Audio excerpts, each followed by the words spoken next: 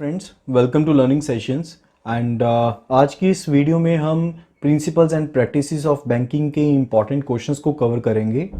So this is our first class for principle and practices of banking important questions and ये basically memory record questions की series रहेगी.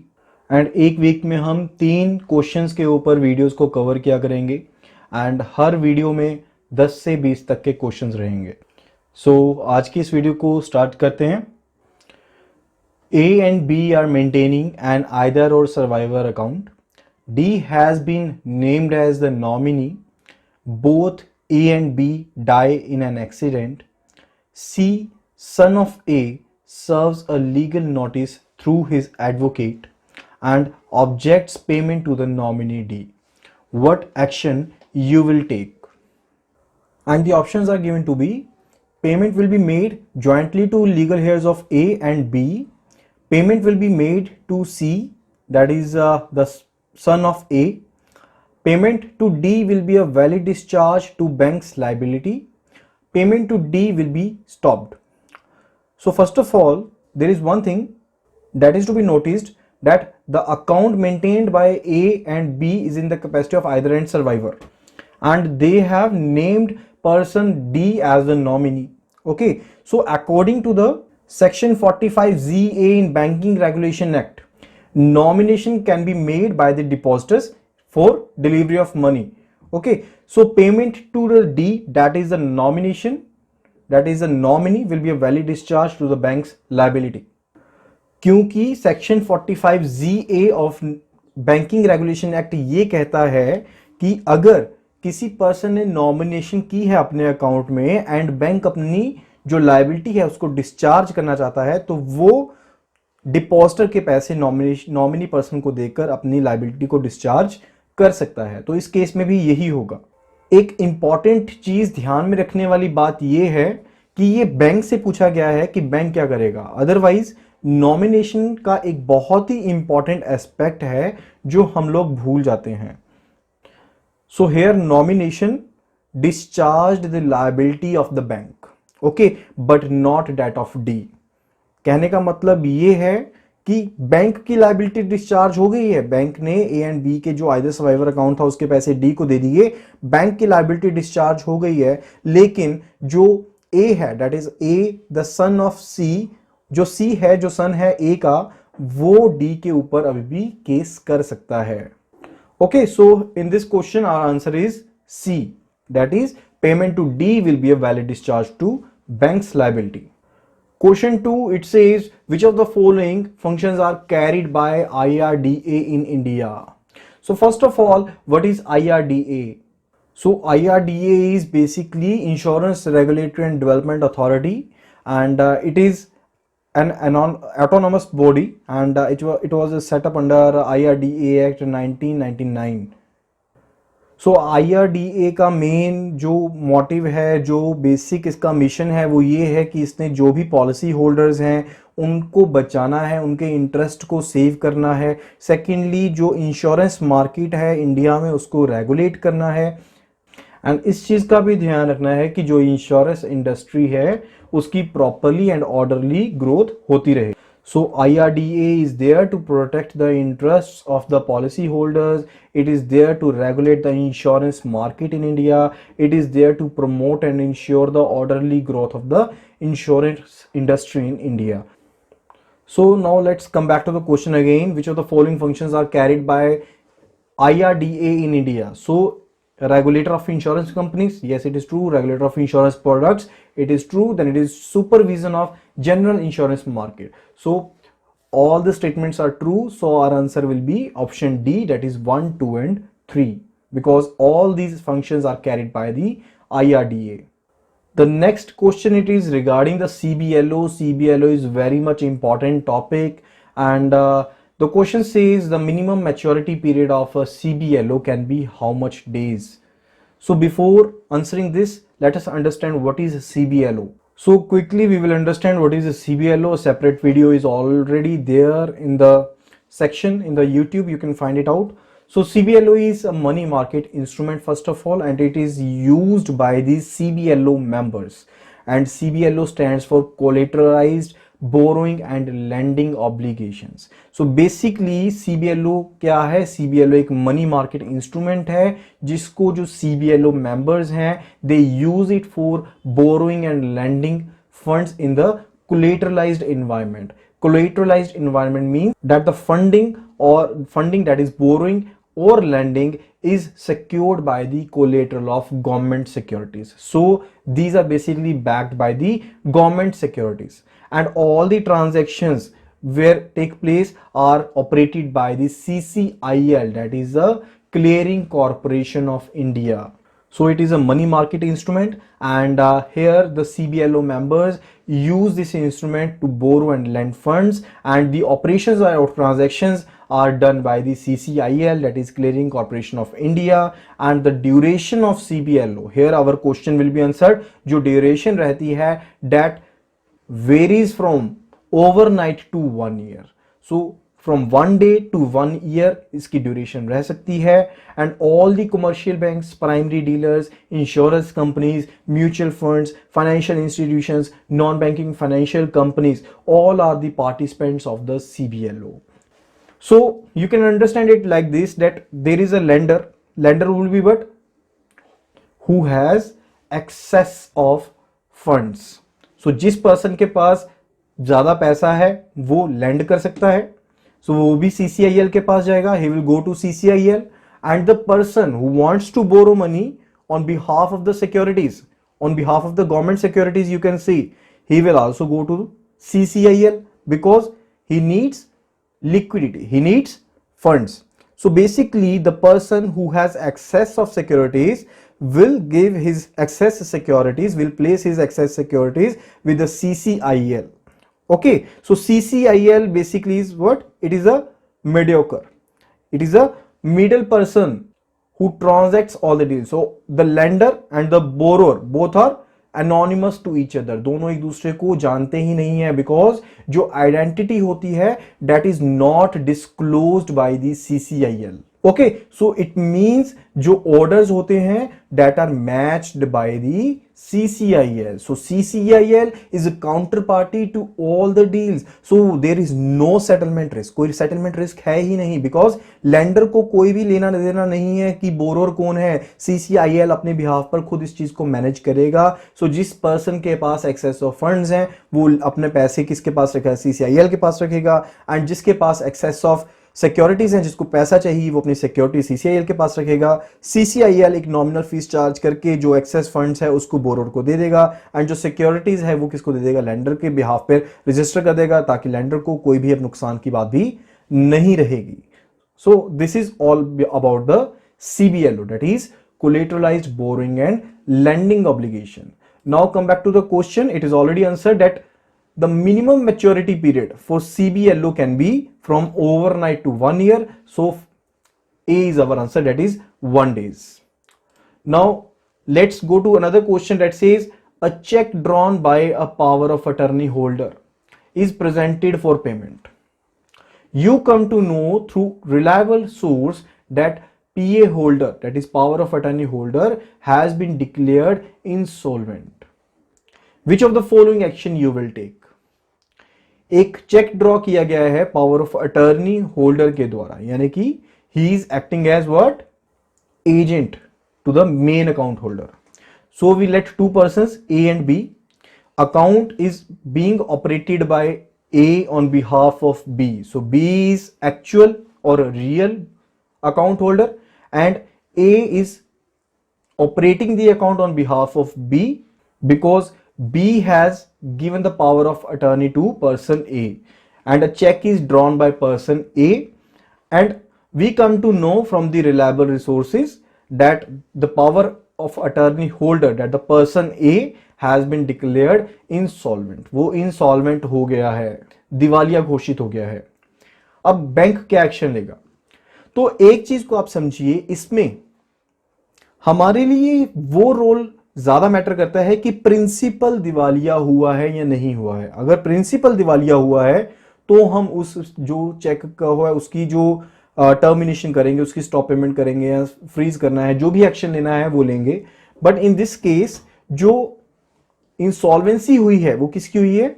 Agent की हुई है, principal की नहीं हुई है। प्रिंसिपल कौन था? मेन अकाउंट होल्डर था। जो एजेंट है वो है पावर ऑफ अटर्नी होल्डर, तो वो इंसॉल्वेंट हुआ है। तो इसमें हम क्या करेंगे, जो चेक ड्रॉ किया गया है, the cheque which is drawn by the power of attorney holder, उसको पे कर देंगे, बिकॉज जो इंसॉल्वेंसी है वो एजेंट को क्या करती है, ब्लॉक नहीं करती है, यानी कि जो एजेंसी है उसको टर्मिनेट नहीं करती है।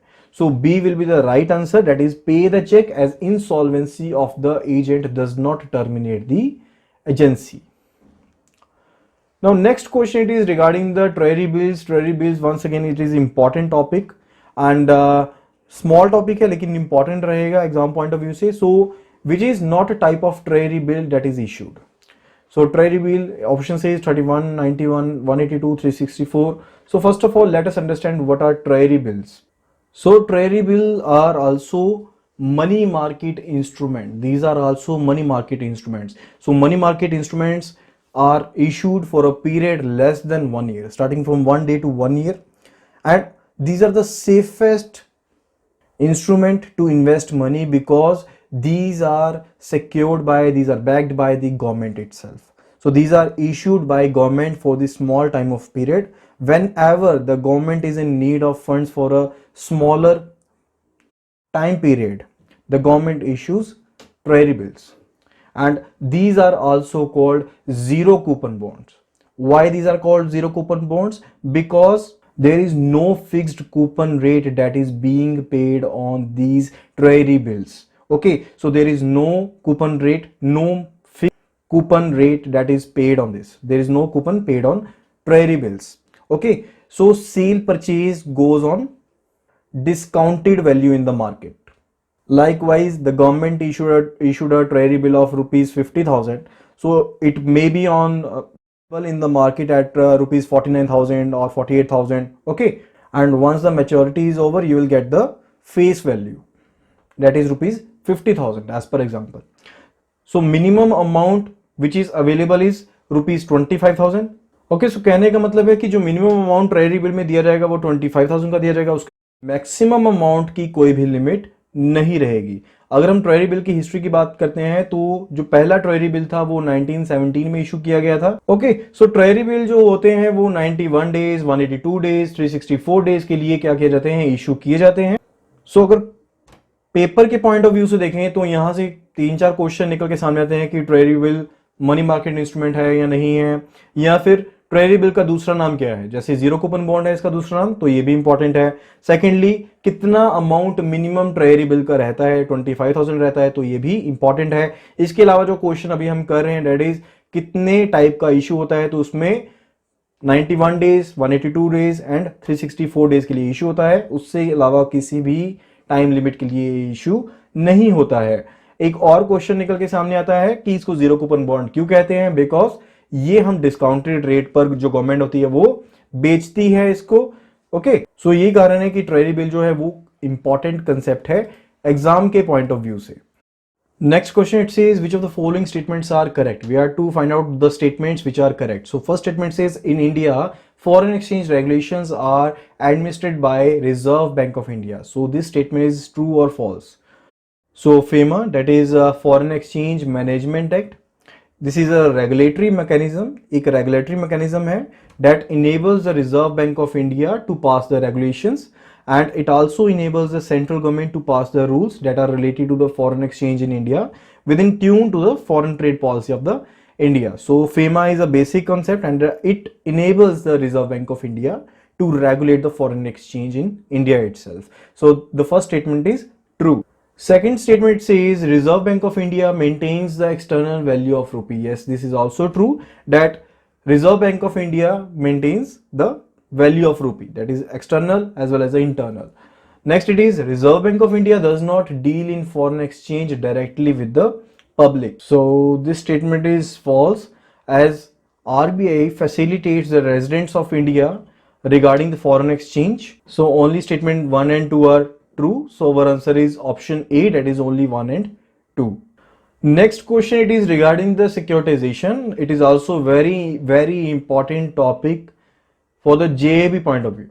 Not only in principle and practices of banking, from legal regulatory aspects of banking, this is also very much important topic.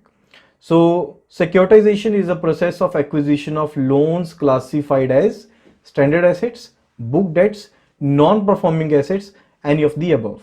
So first of all, let us understand the process of securitization, what it is in basics.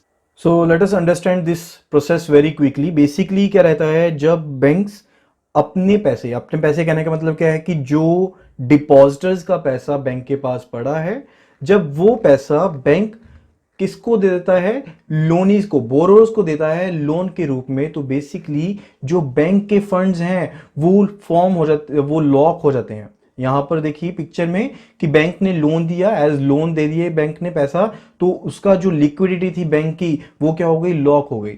अब bank को liquidity की जरूरत पड़ सकती है, किन किन कारणों से जरूरत पड़ सकती है, मान लीजिए बैंक ने नई लैंडिंग करनी है उसके लिए पड़ सकती है, या फिर अपनी जो शॉर्ट टर्म ऑब्लिगेशन क्या रह सकती हैं, जो ऑपरेशनल उसका खर्चा है, यानी कि एम्प्लॉयज की सैलरी देनी है, बिल्डिंग रेंट देना है, इलेक्ट्रिसिटी बिल देना है, या फिर जो डिपॉजिटर्स उनसे पैसा लेने आ रहे हैं वापस, उनको पैसा वापस करना है। तो इन ऑब्लिगेशंस की फुलफिलमेंट को करने के लिए बैंक को नई लिक्विडिटी की जरूरत पड़ सकती है। तो अब बैंक स्टक हो गया। स्टक किस तरह से हो गया, बेसिकली क्योंकि बैंक के पास अब पैसा नहीं है, अब मार्केट से उठाने जाएगा पैसा, तो बैंक को ज्यादा खर्चा पड़ेगा, ज्यादा कॉस्टिंग पड़ेगी, तो बैंक का ओवरऑल जो प्रॉफिट है वो क्या हो जाएगा, कम हो जाएगा। तो इसके लिए बैंक क्या करते हैं, बैंक बेसिकली करते हैं एक स्पेशल पर्पस व्हीकल के थ्रू, जो भी उनकी मॉर्टगेज बैक्ड सिक्योरिटीज हैं या जो सिक्योर्ड लोन्स हैं उनके, मान लीजिए बैंक ने हाउसिंग लोन्स दिए हुए हैं, 10 हाउसिंग लोन, हम एक बैंक के लिए केस लेके चलते हैं कि एक बैंक ने 10 हाउसिंग लोन दिए हुए हैं। अब इन 10 हाउसिंग लोन्स के लिए बैंक क्या करेगा, जो भी इनका एक बंडल बना लेगा। सो एक सिक्योरिटीज का बंडल क्रिएट हो जाएगा, एंड जो एसपीवी होगा, that is special purpose vehicle होगा, ये ऑरेंज वाली लाइन देखिए, बैंक क्या करेंगे, वो सिक्योरिटीज को स्पेशल पर्पस व्हीकल को ट्रांसफर कर देंगे। So there will be transfer of the securities from the banks to the special purpose vehicle, ताकि जो स्पेशल पर्पस व्हीकल है उनकी बंडलिंग करके आगे जो सिक्योरिटीज हैं उनको इश्यू कर सके। सो फिर से ऑरेंज लाइन देखिए जो एसपीवी की तरफ से इन्वेस्टर्स को जा रही है। सो एसपीवी ने क्या किया, पीटीसी बना ली, इनको हम पास थ्रू सर्टिफिकेट्स कहते हैं। सो एसपीवी ने सर्टिफिकेट्स को इशू कर दिया, एंड जो इन्वेस्टर्स होंगे वो बेसिकली क्या देखेंगे, रेटिंग देखेंगे कि इसकी सिक्योरिटीज की क्या रेटिंग्स है, उसके हिसाब से जो इन्वेस्टर्स हैं उनको खरीद बेच करेंगे। एंड फर्दर जो इन्वेस्टर्स हैं इनकी सेकेंडरी मार्केट भी होती है। सो प्राइमरी मार्केट क्या हुई, जहां पर एसपीवी ने क्या किया, जो सिक्योरिटीज थी उनको लॉन्च किया मार्केट में, तो वो डीलर्स ने ले ली, इन्वेस्टर्स ने ले ली, ठीक है, ये प्राइमरी मार्केट हो गई। अब इन्वेस्टर्स जो हैं वो फर्दर उसको खरीद बेच रहे हैं आपस में, तो वो क्या हो गई, सेकेंडरी मार्केट हो गई। ओके, एंड प्रोराटा बेसिस पे जो भी फंड्स आएंगे वो एसपीवी बैंक्स को प्रोवाइड करता रहेगा, ठीक है। इससे बैंक के पास क्या आ गई, लिक्विडिटी आ गई, ठीक है। सो जो पैसा आ जा रहा है वो क्या है, ग्रीन लाइन से शो किया गया है दोनों के बीच में, ठीक है, तभी इसकी तरफ एरो डाला है क्योंकि दोनों तरफ होगा। वो किस तरह से दोनों तरफ होगा ये मैं अभी एक्सप्लेन कर दूंगा। सो पहली लाइन हमने ऑरेंज देखी कि बैंक से एसपीवी की तरफ गया, एसपीवी ने पास थ्रू सर्टिफिकेट्स इशू किए, इन्वेस्टर्स ने पैसा एसपीवी को दिया, एसपीवी ने वो पैसा बैंक को दे दिया। अब बैंक ने बेसिकली सिक्योरिटी के रूप में क्या रखा है, लोन ही रखे हैं ना, जो सिक्योर्ड लोन है वो रखे हैं। अब बैंक के पास क्या आएगी, रीपेमेंट आएगी। अब जब बैंक के पास रीपेमेंट आएगी लोन की, तो वो लोन रीपेमेंट जो बैंक है वो किसको करता रहेगा, एसपीवी को करता रहेगा, बिकॉज अर्लियर जो एसपीवी है वो क्या दे चुका है, ऑलरेडी लिक्विडिटी बैंक को दे चुका है उस सिक्योरिटीज के बदले में। सो इस सारे प्रोसेस को हम क्या कहते हैं, सिक्योरिटाइजेशन कहते हैं। So now the question is, securitization is the process of acquisition of loans which are classified as a non-performing asset. So जो लोन नॉन परफॉर्मिंग हो चुके हैं बैंक के, बैंक उन्हीं को रखे क्या करता है, सिक्योरिटाइजेशन प्रोसेस करता है। So our correct answer is C part, that is NPA, non performing assets. Question number 8 says, for uninterrupted power supply in branch computerization the following device is used. So it is online UPS, offline UPS, converter, generator. So UPS is basically what, UPS stands for uninterrupted power supply. So now we know the answer is either A or B, that is online UPS हो सकता है या फिर offline UPS हो सकता है। But अब answer क्या रहेगा, ऑनलाइन यूपीएस रहेगा या ऑफलाइन यूपीएस रहेगा। अब ऑनलाइन यूपीएस होता क्या है, सो हमें पता है कि जो इलेक्ट्रिसिटी रहती है, जो सप्लाई रहती है, वो दो तरह की होती है, एसी या फिर डीसी। जो ऑनलाइन यूपीएस होता है वो बेसिकली उसकी इनकमिंग जो सप्लाई रहती है, यानी कि उसके बीच में जो सप्लाई आती है वो एसी रहती है, एंड वो उसको किस में कन्वर्ट कर देता है, डीसी में कन्वर्ट कर देता है, जिसके साथ जो बैटरी है वो चार्ज होती है। ओके, एंड अगर जो मेन सप्लाई है वो फेल हो जाती है, यानी कि मेन सप्लाई चली जाती है, तो जो बैटरीज होती हैं वो क्या करती हैं, जो अपना लोड होता है वो इन्वर्टर के ऊपर डालती हैं विदाउट एनी इंटरप्शन, यानी कि कोई इंटरप्शन होती है, एंड आउटपुट जो होती है वो सभी को दे देती है। सो बेसिकली हम कह सकते हैं ऑनलाइन यूपीएस पहले क्या करता है, एसी को डीसी में कन्वर्ट करता है, यानी कि मेन सप्लाई आपकी एसी आ रही है उसको डीसी में कन्वर्ट करेगा, बैटरी में स्टोर करेगा, फिर डीसी उसके बाद उसको जब लाइट चली जाती है उसके बाद जो उसका इन्वर्टर है वो डीसी को फिर से एसी में कन्वर्ट करके बेसिकली अनइंटरप्टेड हमें पावर सप्लाई प्रोवाइड करेगा। So this is basically what online UPS. सो कंप्यूटराइजेशन सिस्टम में जो हम यूपीएस यूज करते हैं that is called online UPS. And offline UPS क्या रहता है, ये सिंपल रहते हैं एंड इससे कम एक्सपेंसिव भी रहते हैं। इसमें बेसिकली ऑफलाइन का मतलब क्या है कि जो पावर सप्लाई है इसमें से पास नहीं करेगी, ये बेसिकली बाईपास कर देता है, यानी कि इन्वर्टर के ऊपर लोड नहीं आएगा नॉर्मल में। अगर नॉर्मल में ऑफलाइन यूपीएस है तो उसके केस में क्या होगा कि सिंपली बैटरीज तो चार्ज हो ही रही हैं हर टाइम पर, लेकिन इन्वर्टर के ऊपर कोई भी लोड नहीं है, डायरेक्टली जो सप्लाई आपकी मेन से आ रही है वो ही आपकी जो सप्लाई है वो आगे सिस्टम्स को जाती रहेगी। ठीक है, सिंपल सी इसमें चेकिंग होती है कि जो भी आपके शॉक्स आते हैं जो भी है, ठीक है, सिंपल प्रोटेक्शन होती है। लेकिन इसके केस में जो भार है वो इन्वर्टर के ऊपर उस टाइम पर पड़ेगा जिस टाइम पर लाइट जाएगी, उस टाइम पर जो बैटरीज हैं वो डिस्चार्ज होंगी एंड कंप्यूटराइजेशन सिस्टम को मिलेगी। सो बेसिक पर्पस जिसके कारण ऑनलाइन यूपीएस को किया जाता है वो इसीलिए किया जाता है कि ऑनलाइन जो यूपीएस है वो ज्यादा सिक्योर्ड है as compare to offline UPS. Next question, it says your bank customer XYZ Limited enjoys a CC limit of rupees 1 lakh. The CC account shows a credit balance of rupees 10,205 and the relation between your bank and the customer will be debtor creditor, creditor debtor, bailor bailee, bailee bailor. सो एक चीज तो sure है कि हमें पता है कि जो रिलेशनशिप रहेगा वो डेटर क्रेडिटर या क्रेडिटर डेटर करेगा, बिकॉज पैसे का लेन देन है, कोई चीजों का लेन देन नहीं है। Okay, so option A B में से आंसर होगा। सो यहां पर क्या क्या कहा गया है कि आपका कोई कस्टमर है XYZ लिमिटेड, उसकी एक सीसी लिमिट चल रही है 1 लाख रुपए की, लेकिन उसमें बैलेंस आपका क्रेडिट शो कर रहा है डेट इज 10,205, यानी कि अभी इस टाइम पर बैंक के पास एज वो कस्टमर क्या एक्ट कर रहा है, सेविंग डिपॉजिटर एक्ट कर रहा है, बिकॉज बैंक के पास उसके एक्सेस पैसे पड़े हैं, कस्टमर के XYZ लिमिटेड के बैंक के पास क्या पड़े हैं, एक्सेस ज्यादा पैसे पड़े हैं, यानी कि उसने अभी कोई भी लोन नहीं उठाया हुआ है, उससे ज्यादा पैसे उसके अकाउंट में पड़े हैं। तो बैंक की क्या बनती है, देनदारी बनती है। तो रिलेशनशिप किसका पूछा हुआ है, बैंक का पूछा गया, तो बैंक क्या है, डेटर है, एंड XYZ क्या है, क्रेडिटर है, बिकॉज उसने पैसे बैंक से अभी लेने हैं, क्योंकि जो अमाउंट है वो सीसी की जो लिमिट है उससे एक्सीड कर रहा है। ओके, सो बेसिकली बैंक क्या होगा, डेटर होगा, एंड जो XYZ होगा वो क्या होगा, क्रेडिटर होगा। So as per the options A and B, A जो ऑप्शन है, बिकॉज बैंक क्या है, relation between bank and customer पूछा है। अगर यही कस्टमर एंड बैंक पूछा होता तो डेटर क्रेडिटर पहले आता, लेकिन इस केस में हमें बैंक पहले पूछा हुआ है, क्योंकि रिलेशनशिप हमें फाइंड आउट करना है बैंक एंड बोरोर के बीच में, XYZ लिमिटेड के बीच में। सो यहां पर क्या आंसर रहेगा, डेटर और क्रेडिटर का जो रिलेशनशिप है दोनों के बीच में मेंटेन्ड है। Then it is last question for today, that is a purchaser of a demat demand draft for rupees 5 lakh lost the DD to obtain a duplicate draft. He needs to furnish power of attorney, a letter, a indemnity or a mandate. तो जब भी कोई FD, कोई demand draft, कोई lost होता है instrument, तो उसके केस में जो ऑनर है उसको एक इंडेमनिटी देनी पड़ती है बैंक को, ताकि वो डुप्लीकेट इश्यू करवा सके। अब इंडेमनिटी बेसिकली होती क्या है, सबसे पहली चीज है कि जो इंडेमनिटी है उसको डिफाइन किया गया है under section 124 of Indian contract act. And जो कॉन्ट्रैक्ट ऑफ इंडेमनिटी होता है जिसमें एक पार्टी गारंटी देती है दूसरे पर्सन को सेव करने के लिए, अगर कोई भी लॉस होगा उसके एक्शन से दूसरे पर्सन को, यानी कि जिस एक्ट के लिए इंडेमनिटी दी गई है, अगर उस एक्ट के कारण इंडेमनिटी होल्डर को किसी तरह का लॉस होगा तो वो गारंटी, यानी कि जिस पर्सन ने इंडेमनिटी दी है उसके द्वारा भरा जाएगा। सो इस केस में अगर हम यहाँ पर देखें, डायग्राम में देखें, तो क्या है कि बैंक ने कोई डीडी इशू किया था कस्टमर को। अब वो जो डीडी होल्डर है उसने डिमांड ड्राफ्ट को गुमा दिया है, तो एक इंडेमनिटी बॉन्ड कस्टमर के द्वारा बैंक को दिया जाएगा। सो कस्टमर के द्वारा एक गारंटी दी जाएगी बैंक को, अगर आने वाले समय में किसी तरह का लॉस होता है इस डीडी के द्वारा, लॉस्ट डीडी के द्वारा, तो उसका जिम्मेदार कौन होगा? कस्टमर होगा। सो आज की इस वीडियो में सिर्फ इतना ही। आई होप आपको ये वीडियो पसंद आई होगी। अगर आपको और इस तरह के क्वेश्चंस चाहिए तो सब्सक्राइब कीजिए हमारे प्रीवियस ईयर क्वेश्चंस पैक को, लिंक दिया गया है नीचे डिस्क्रिप्शन में। इसके अलावा full video course for JIB CIB is also available.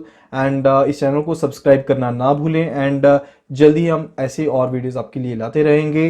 So bell icon को हिट करना भी ना भूलें ताकि हमारे अपडेट सबसे पहले आप तक पहुंच सकें। एंड वीडियो को लाइक एंड शेयर जरूर करें। अगर किसी तरह की क्वेरी है तो उसे कमेंट में लिखें। Thank you so much and see you again.